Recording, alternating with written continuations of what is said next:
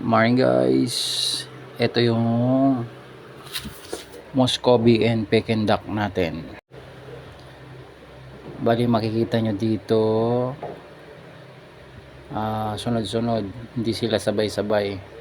May small, medium, tsaka medyo large na. Nakakatuwa lang pagmasdan. Sana dumami pa kayo, papadamihin pa namin kayo. Soon magpapapisa tayo ng Peking duck, magbi-breed din tayo, ganon din sa Muscovy.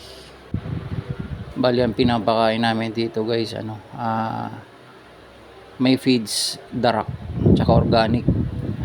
Nagpapakain kami ng yung laman ng saging tsaka kangkong, ang pinapakain namin dyan.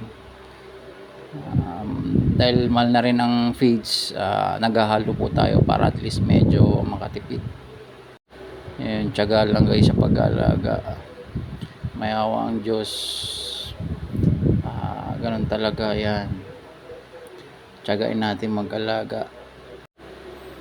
So habang nag-aantay tayo tag-ulan, hindi tayo makahanap ng may ibang paraan para kahit papaano ay may pinapalaki tayo. Thank you guys. Pa-share na lang po, like and share.